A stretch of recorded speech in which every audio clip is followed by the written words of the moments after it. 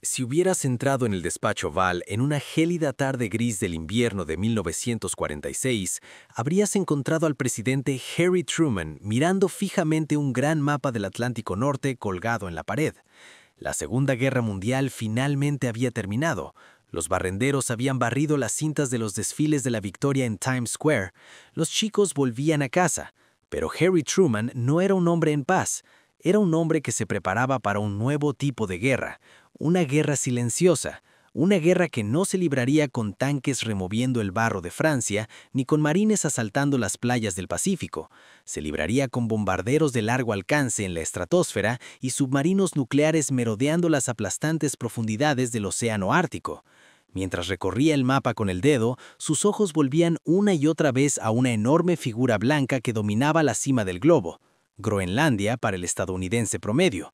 En 1946, Groenlandia no era más que un bloque de hielo irregular en el mapa meteorológico. Era un lugar de esquimales, osos polares e invierno eterno, un espacio en blanco. Pero para Harry Truman, sus estrategas militares y el recién formado Estado Mayor Conjunto, era el territorio más importante del planeta. Conocían un aterrador secreto geográfico. Si la Unión Soviética alguna vez decidiera atacar a Estados Unidos, los bombarderos no cruzarían el Atlántico ni el Pacífico, sobrevolarían el Polo Norte. Era la ruta más corta. Era la autopista del apocalipsis, y Groenlandia se encontraba justo en medio de esa autopista. Era el escudo de Norteamérica. Pero había otra razón por la que Truman estaba obsesionado con esta isla helada. Era una razón oculta en lo más profundo de la estrategia naval de la Alianza Atlántica. Era un cuello de botella, conocido por los almirantes como la brecha GIUK. Este acrónimo significaba Groenlandia, Islandia y Reino Unido. Se refería a las estrechas franjas oceánicas tempestuosas entre estas tres masas continentales. Era la única puerta de salida para la Armada Soviética. Si los submarinos rusos querían salir de sus bases congeladas en Murmansk y adentrarse en el Atlántico abierto para amenazar la navegación estadounidense, tenían que atravesar estas brechas. Si Estados Unidos controlaba Groenlandia, podían cerrar esa puerta con llave. Podían convertir el Atlántico Norte en un lago estadounidense. Así que Harry Truman tomó una decisión que permanecería en secreto durante décadas. Decidió comprar Groenlandia. No quería arrendarla, no quería ocuparla temporalmente, quería ser su dueño. Quería que la bandera de las barras y estrellas ondeara sobre los glaciares para siempre. Autorizó a su secretario de Estado, James Burns, a presentar una oferta al gobierno danés, y la oferta fue impresionante, $100 millones. En 1946, eso era una fortuna, equivalía a más de $1.500 millones hoy, pero Truman no solo ofreció papel moneda, sabía que Europa estaba en crisis y que las monedas eran inestables, ofreció pagar con lingotes de lingote de oro macizo de las bóvedas de Fort Knox. Esta es la historia del mayor negocio inmobiliario que nunca se concretó. Es la historia de una Europa desesperada en la posguerra, un imperio estadounidense en ascenso y una negociación secreta que podría haber cambiado el mapa del mundo. Si Dinamarca hubiera dicho que sí, Estados Unidos habría sido una superpotencia ártica 50 años antes. La Guerra Fría habría sido completamente diferente, y las 56.000 personas que viven hoy en Groenlandia serían ciudadanos estadounidenses con pasaportes estadounidenses.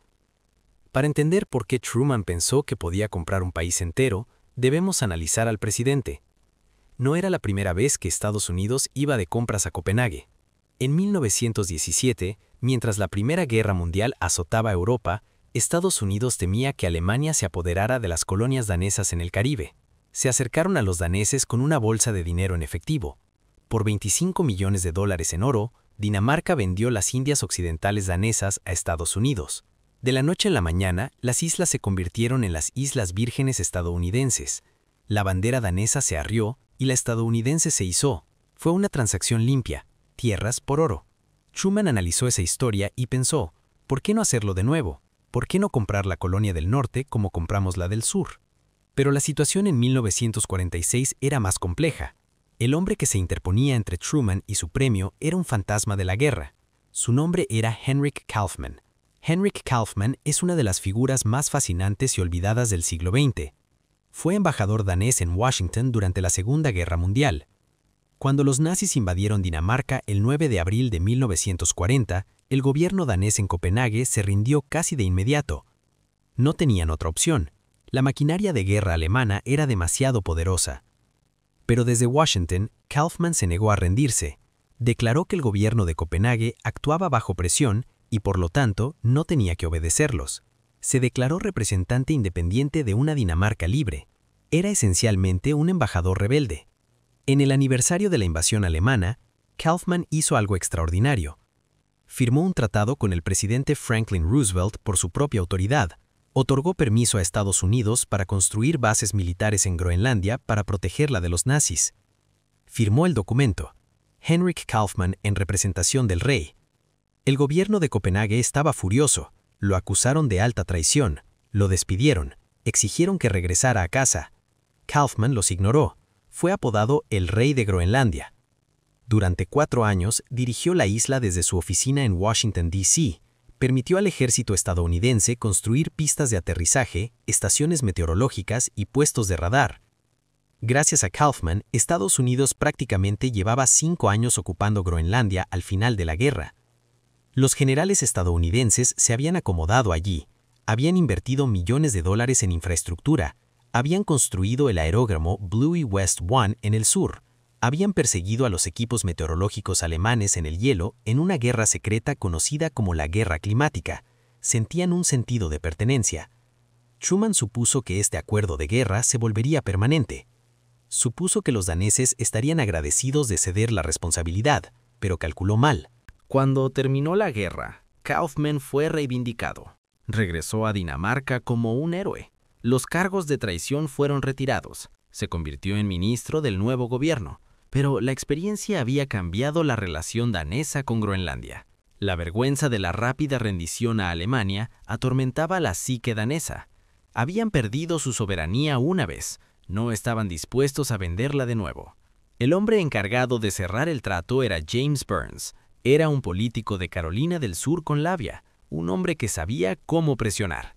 Se reunió con el ministro de Asuntos Exteriores danés, Gustav Rasmussen, en Nueva York en diciembre de 1946. El escenario fue el Hotel Waldorf Astoria, símbolo de la riqueza y el poder estadounidenses. Fue un encuentro entre conquistador y víctima. Burns se mostró confiado. Rasmussen estaba nervioso. Burns expuso el caso estadounidense con la fría lógica de un banquero. Argumentó que Groenlandia era una carga financiera aplastante para Dinamarca. Era un enorme páramo helado cuya administración costaba millones de coronas. No producía más que unos pocos peces y algo de criolita, un mineral utilizado para la fabricación de aluminio. ¿Por qué un pequeño país fragmentado como Dinamarca debería cargar con la defensa de una isla del tamaño de un continente? Estados Unidos, argumentó, era el propietario natural. Geográficamente, Groenlandia forma parte de Norteamérica. Estratégicamente, es vital para Estados Unidos. Luego mencionó la cifra, $100 millones. Rasmussen quedó atónito. Sabía que su país estaba en la ruina. La ocupación nazi había saqueado el tesoro danés. La infraestructura se desmoronaba. La gente quemaba carbón para calentarse porque no había carbón. $100 millones en oro podrían reconstruir Copenhague. Podrían construir hospitales, escuelas y fábricas modernas. Podrían impulsar la economía danesa y salvar a una generación de la pobreza. Por un momento, la tentación debió ser abrumadora. La lógica de la hoja de cálculo decía vender. Pero las naciones no son negocios. Están hechas de historia e identidad. Rasmussen miró a Burns y vio la arrogancia de un nuevo imperio. Vio a un hombre que creía que todo tenía un precio. Y vio algo más. Miedo. Rasmussen sabía que la principal razón de la vacilación no era solo el orgullo, era el miedo a la Unión Soviética. Dinamarca era un país pequeño y llano, a las puertas del oso ruso. El Ejército Rojo ocupaba el este de Alemania a solo unos cuantos cientos de kilómetros de la frontera danesa. Submarinos soviéticos patrullaban el mar Báltico. Si Dinamarca vendía Groenlandia a Estados Unidos, Stalin lo consideraría un acto hostil. Lo vería como la adhesión oficial de Dinamarca al bando estadounidense. Podría decidir invadir Dinamarca para castigarlos o para asegurar la salida del Báltico. Rasmussen caminaba como un equilibrista sobre un pozo de lobos. Tenía que decir no a los estadounidenses sin enfadarlos, y tenía que conservar la isla sin enfadar a los rusos. Las negociaciones se prolongaron en secreto, El ejército estadounidense siguió presionando. Elaboraron planes para bases masivas. Dibujaron mapas donde Groenlandia estaba coloreada del mismo azul que Estados Unidos. Incluso discutieron el nombre del nuevo estado. ¿Sería el estado de Groenlandia, el territorio del norte? Mientras los diplomáticos discutían en hoteles, la realidad sobre el terreno en Groenlandia estaba cambiando. La Guerra Fría estaba a punto de terminar. El ejército estadounidense no esperaba una escritura de compraventa. Ya se estaban atrincherando. En el extremo norte de Groenlandia, en un lugar llamado Thule, comenzó un proyecto de construcción secreto. Se le llamó Proyecto Azul J. Fue una de las mayores proezas de ingeniería de la historia. La Armada estadounidense envió miles de hombres y millones de toneladas de equipo a la noche ártica. Llegaron en verano, cuando se rompió el hielo, pero trabajaron durante las 24 horas de oscuridad del invierno. Construyeron una enorme base aérea sobre el Permafrost. Construyeron una pista de 3.000 metros de largo capaz de recibir a los pesados bombarderos B-36 Peacemaker. Estos bombarderos eran el bastón que Truman llevaba. Eran monstruos del cielo, con 6 motores de hélice y 4 de reacción. Fueron diseñados para transportar armas nucleares a las profundidades de la Unión Soviética. Thule era la plataforma de lanzamiento perfecta. Desde Thule, un bombardero podía llegar a Moscú y regresar sin repostar. Era la daga que apuntaba al corazón de la Unión Soviética. La construcción de Thule se realizó en total secreto. Al gobierno danés se le informó muy poco. A la población inuit local no se le dijo nada. De hecho, una tribu local de inuit que había vivido en el terreno donde se construyó la base durante siglos se convirtió en víctima de una tragedia conocida como el Gran Desalojo. En mayo de 1953, simplemente para ampliar el perímetro antiaéreo de la base, los comandantes estadounidenses le dijeron a los daneses que los lugareños tenían que irse. Los oficiales daneses, temerosos de molestar a sus protectores estadounidenses, dieron la orden. Los inuit solo tuvieron unos días para empacar sus trineos. Se vieron obligados a abandonar sus hogares, sus territorios de caza y sus tumbas ancestrales. Caminaron hacia el norte sobre el hielo, a pesar del viento gélido, hasta un nuevo asentamiento llamado Canuck, a casi 160 kilómetros de distancia. Vivieron en tiendas de campaña sobre el hielo mientras construían nuevos sodos. Fue una marcha forzada que destrozó a la comunidad. Durante décadas, el gobierno danés negó que se hubiera tratado de un desalojo forzado, alegando que los lugareños se habían mudado voluntariamente. Era una mentira nacida de la desesperada necesidad de mantener contentos a los estadounidenses. Así que mientras Truman ofrecía dinero en Nueva York, sus generales simplemente se apropiaban de las tierras de Groenlandia. Era una ocupación de facto. Estados Unidos sabía que Dinamarca no podía detenerlos. ¿Qué iba a hacer el ejército danés invadir Thule contra la Fuerza Aérea estadounidense? Era imposible. Pero la venta formal nunca se llevó a cabo. Rasmussen finalmente se armó de valor para decir que no. Le dijo a Burns que el honor impedía que Dinamarca vendiera una parte de su reino. Dijo que Groenlandia no era una colonia para comerciar, sino parte de la familia danesa. Fue un rechazo diplomático cortés, pero firme. Truman estaba decepcionado, pero era pragmático. Comprendió que comprar la isla podría causar más problemas de los que valía. Parecería imperialismo estadounidense. Les daría a los soviéticos una victoria propagandística. Si no podía comprar la isla, haría lo segundo mejor. Obligaría a Dinamarca a firmar un tratado de defensa que le otorgara a Estados Unidos todo lo que quisiera sin el costo de la propiedad. En 1951 se firmó el Acuerdo de Defensa de Groenlandia. Fue una obra maestra de negociación desigual. Otorgó a Estados Unidos el derecho a construir y mantener bases en Groenlandia. Les dio el derecho a sobrevolar el territorio. Les dio el derecho a estacionar tropas. Les dio jurisdicción legal sobre su propio personal. Era esencialmente un contrato de arrendamiento sin fecha de vencimiento ni alquiler. Dinamarca mantuvo la bandera, Estados Unidos mantuvo el poder. Este acuerdo sentó las bases para uno de los periodos más peligrosos de la historia de la humanidad. Las décadas de 1950 y 1960 convirtieron a Groenlandia en la primera línea del enfrentamiento nuclear. La capa de hielo se militarizó. De la noche a la mañana, los cielos se llenaron de las estelas blancas de los bombarderos con bombas de hidrógeno que patrullaban el límite del espacio aéreo soviético. El valor estratégico de la brecha GI se convirtió en la obsesión de la Armada estadounidense. Desarrollaron una estrategia para bloquearla.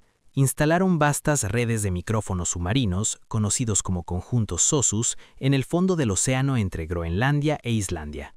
Estos micrófonos eran tan sensibles que podían oír a un submarino soviético arrancando sus motores en Murmansk. Cada vez que un submarino soviético intentaba colarse por la brecha, la Armada estadounidense lo sabía. Enviaban aviones de combate P-3 Iron Hunter desde bases en Islandia y Groenlandia para rastrearlos. Era un juego mortal del gato y el ratón en las oscuras y gélidas aguas del Atlántico Norte. Si los soviéticos lograban atravesar la brecha, los estadounidenses mantenían la brecha abierta. Pero los estadounidenses no se conformaban con solo bases en la superficie. Querían ir más allá. En 1959, el ejército estadounidense lanzó uno de los proyectos más extraños y ambiciosos de la Guerra Fría. Se llamó Proyecto Gusano de Hielo. Públicamente, el ejército le dijo al gobierno danés que estaban construyendo una estación de investigación llamada Camp Century. Dijeron que estaban probando técnicas de construcción en el hielo. Construyeron una ciudad bajo el glaciar. Cavaron enormes trincheas, excavaron el hielo, las cubrieron con arcos de acero y las enterraron en nieve. Dentro de estos túneles, construyeron cuarteles, comedores, un cine, una capilla e incluso un reactor nuclear para alimentarlo todo. Era una maravilla de la ingeniería. Pero Camp Century era una mentira. El verdadero propósito de la base era probar la viabilidad del proyecto Gusano de Hielo. El plan era construir una red de 2.500 metros de túneles bajo la capa de hielo de Groenlandia. Dentro de estos túneles, planeaban desplegar 600 misiles nucleares. Estos misiles se montarían en trenes que se movían constantemente a través de los túneles de hielo para que los soviéticos nunca pudieran atacarlos. Era el arma sigilosa definitiva, una escopeta nuclear apuntando a Rusia desde debajo del hielo eterno. El gobierno danés desconocía por completo los misiles. Tenían una política estricta de no usar armas nucleares en suelo danés. Estados Unidos planeaba convertir Groenlandia en la plataforma de lanzamiento nuclear más grande del mundo en violación directa de la soberanía danesa. El proyecto Iceworm finalmente fracasó, pero no por motivos políticos. Fracasó por la naturaleza. El glaciar se movió más rápido de lo que predijeron los ingenieros. Los túneles comenzaron a deformarse y colapsar bajo la inmensa presión del hielo en movimiento. El reactor nuclear tuvo que ser retirado. La base fue abandonada en 1967, dejada a merced del glaciar. Pero el secreto permaneció enterrado. Esta cultura del engaño se derrumbó literalmente en 1968. El 21 de enero, un bombardero B-52 que transportaba 4 bombas de hidrógeno se incendió sobre la bahía de Baffin. La tripulación se eyectó. El avión se estrelló contra el hielo marino cerca de la base aérea de Two. Los explosivos convencionales de las bombas detonaron. No causaron una explosión nuclear, pero destrozaron los núcleos radioactivos de las armas. El plutonio se esparció por el hielo. Fue un desastre de proporciones apocalípticas.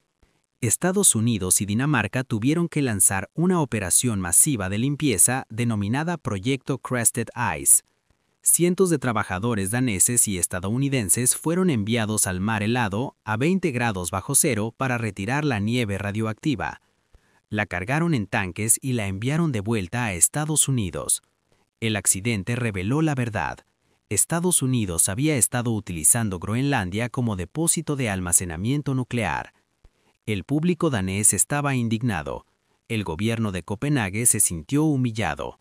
Se reveló que el primer ministro danés había dado una aprobación tácita y secreta para los vuelos a pesar de la prohibición pública.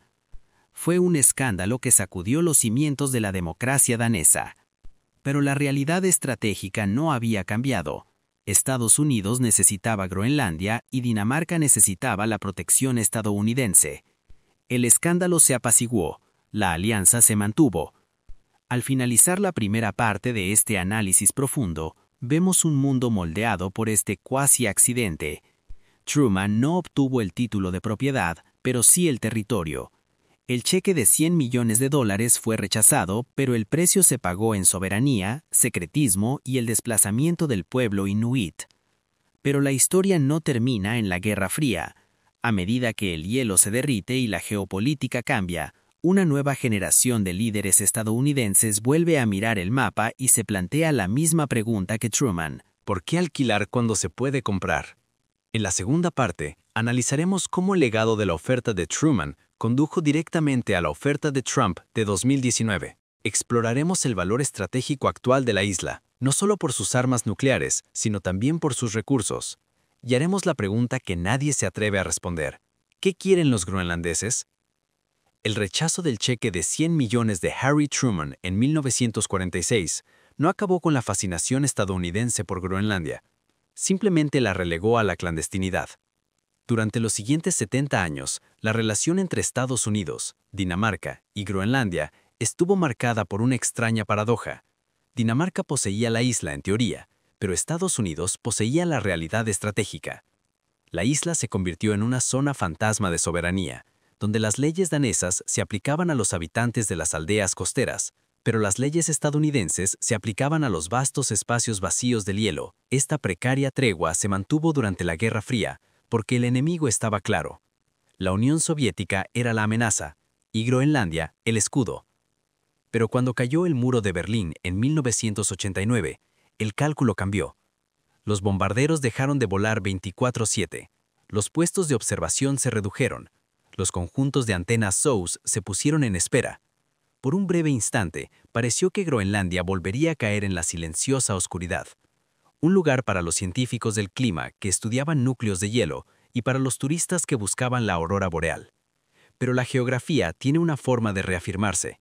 Con la llegada del siglo XXI, ocurrieron dos cosas que hicieron que los viejos mapas de Truman volvieran a ser relevantes.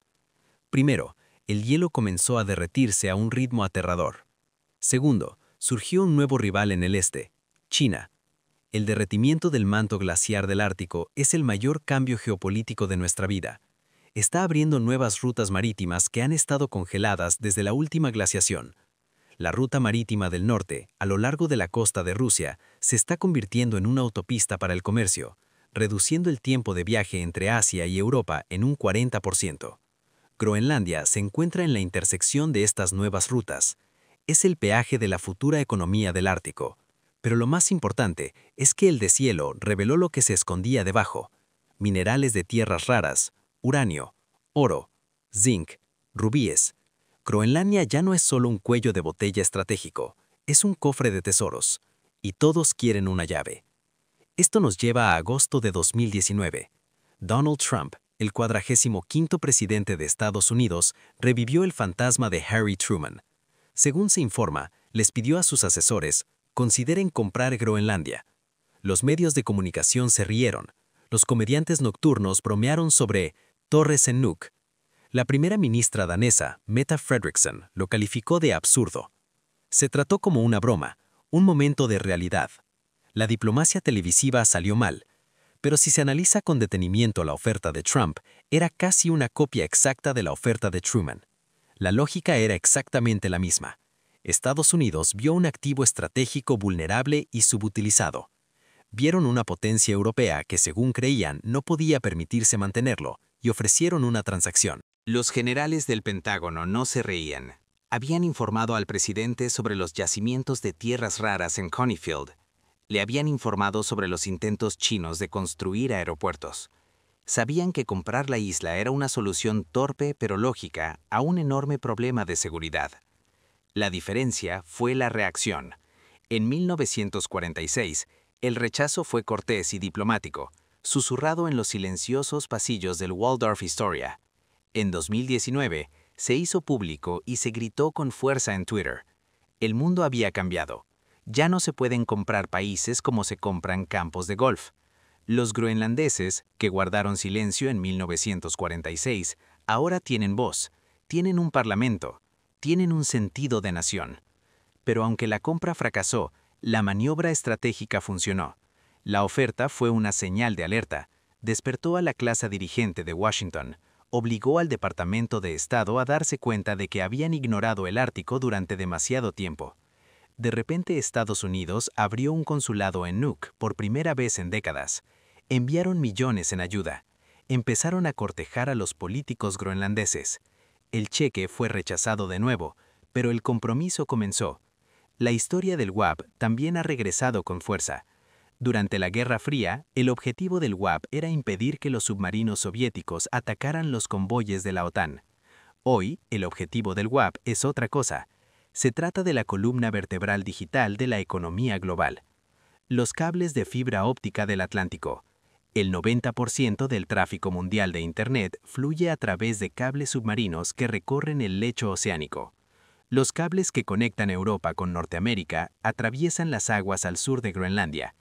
Cada correo electrónico, cada transferencia bancaria, cada orden militar fluyen a través de estos hilos de vidrio.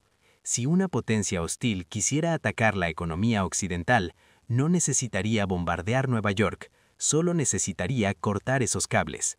Se han avistado submarinos rusos operando cerca de estos cables con una frecuencia cada vez mayor. Cuentan con buques especializados como el Yantar, capaces de desplegar numerosos submarinos en el lecho oceánico. La Armada estadounidense teme que en un conflicto, Rusia pueda cortar el sistema nervioso digital del mundo, sumiendo a Occidente en la oscuridad de la información. Así pues, el WAP vuelve a ser el agua más importante de la Tierra, y Groenlandia vuelve a ser el portaaviones insumergible que la vigila. La Armada estadounidense ha reactivado la segunda flota específicamente para proteger esta zona. Están volando aviones P-8 Poseidon desde bases en Islandia y Groenlandia, igual que volaron los P-3 Orion en los viejos tiempos. La tecnología ha cambiado, pero la geografía sigue siendo la misma. Pero hay un nuevo actor en la brecha: China. Pekín se autodenomina un estado cercano al Ártico. No tiene costa en el Ártico, pero tiene grandes ambiciones. Quiere construir una ruta de la seda polar. Ven a Groenlandia como un posible centro logístico para sus envíos a Europa. En 2018, una empresa estatal china propuso construir 3 enormes aeropuertos internacionales en Groenlandia.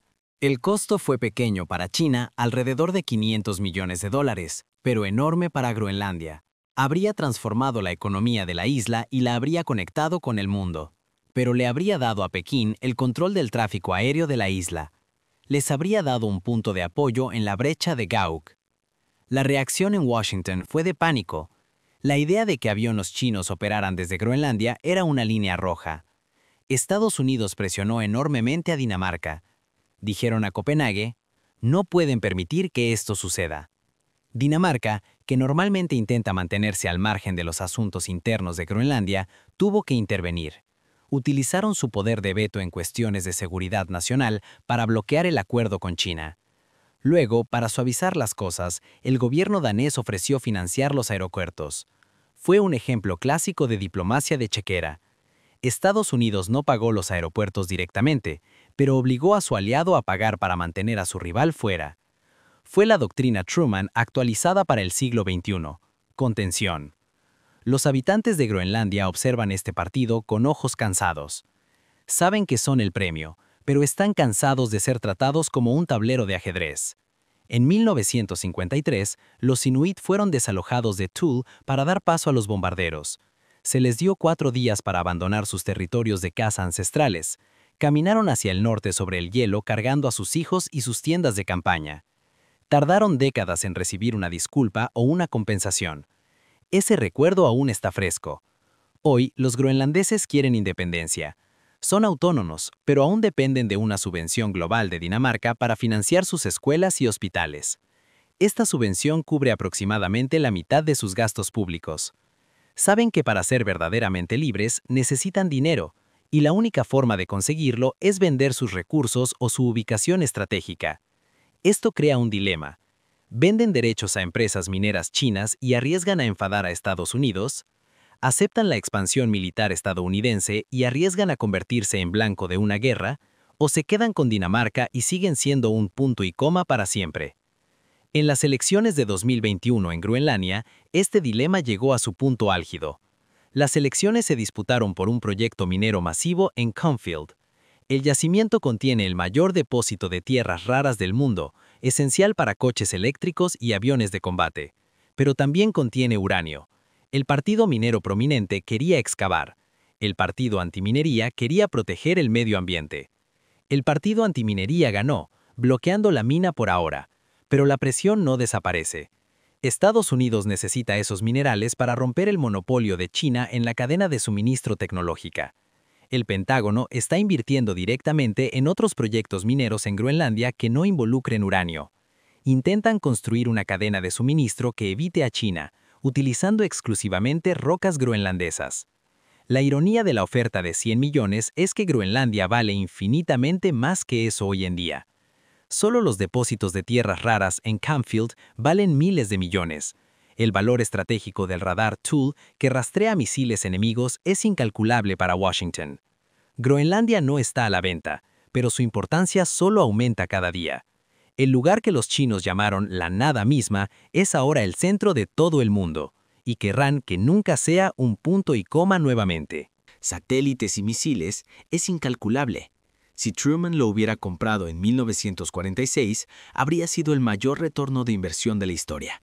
Habría hecho que la compra de Luisiana pareciera un mal negocio. Habría asegurado el dominio estadounidense durante un siglo. Pero como la venta nunca se realizó, nos queda una compleja red de alianzas. El reino de Dinamarca es una extraña construcción. Es una pequeña nación europea que se aferra a un enorme territorio ártico que se desplaza lentamente hacia Norteamérica, tanto geológica como políticamente. El ejército estadounidense se está preparando para el largo plazo. Están modernizando el radar en Thew. Están explorando las aguas profundas de los fiordos en busca de escondites submarinos. Se están preparando para un futuro donde el océano Ártico sea navegable todo el año. La Fuerza Aérea está realizando ejercicios para ver si pueden aterrizar cazas F-35 en lagos helados. Los Marines están entrenando de nuevo en guerra en clima frío. Si van a Nuuk hoy, verán los cambios. Verán diplomáticos estadounidenses ofreciendo recepciones. Verán grúas de construcción construyendo nuevos apartamentos financiados por fondos de pensiones daneses, aterrorizados por la inversión china. Verán a mineros de Australia y Canadá bebiendo cerveza en los hoteles, hablando de rendimientos y muestras de perforación. El adormecido puesto colonial se está despertando. El cheque rechazado de 1946 es un fantasma que acecha cada reunión. Nos recuerda a todos que la soberanía es frágil. Les recuerda a los daneses que su control sobre la isla se basa en la historia, no en la geografía. Les recuerda a los estadounidenses que el dinero no lo puede comprar todo. Y les recuerda a los groenlandeses que están sentados sobre la roca más valiosa del mundo. La Guerra Fría nunca terminó realmente en Groenlandia. Simplemente entró en hibernación bajo el hielo. Y ahora, a medida que el hielo se derrite, los viejos conflictos se están descongelando. La brecha de Giuk está activa. Los bombarderos observan y la chequera sigue sobre la mesa esperando una firma. El mapa en la pared de Harry Truman en 1946 es el mismo que cuelga hoy en la sala de crisis. Puede que los colores se hayan desvanecido, pero la realidad es más cruda que nunca.